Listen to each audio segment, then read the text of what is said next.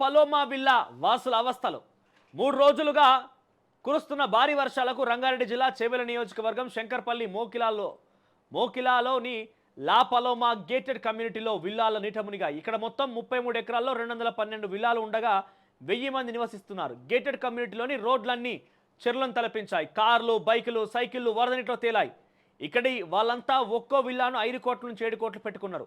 వర్షం పడిన ప్రతిసారి వరద బాధ తప్పడం లేదని ఆవేదన వ్యక్తం చేస్తున్నారు.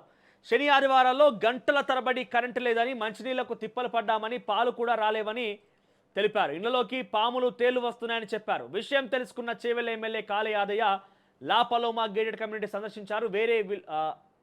వేరే విల్లా బిల్డర్లు చుట్టుపక్కల ఉన్న చెర్ల నుంచి వచ్చే నీటిని ప్రహారీ గోడ కట్టి దారి మళ్లించడంతోనే తమకు ఇలాంటి పరిస్థితి వచ్చిందని ఎమ్మెల్యే దృష్టికి తీసుకెళ్లారు. గ్రామ పంచాయతీ కూడా సహకరించలేదని వాపోయారు. ఎమ్మెల్యే ఆదేశాలతో జీపీ సిబ్బంది స్పందించారు.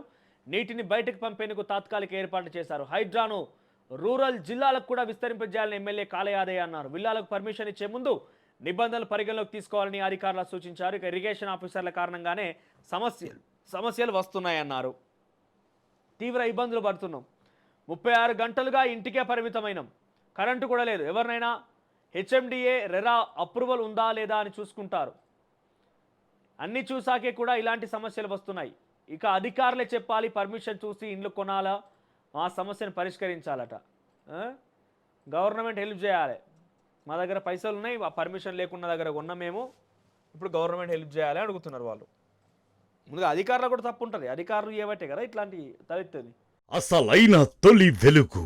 ఫాలో వాట్సాప్ @తొలి వెలుగు official.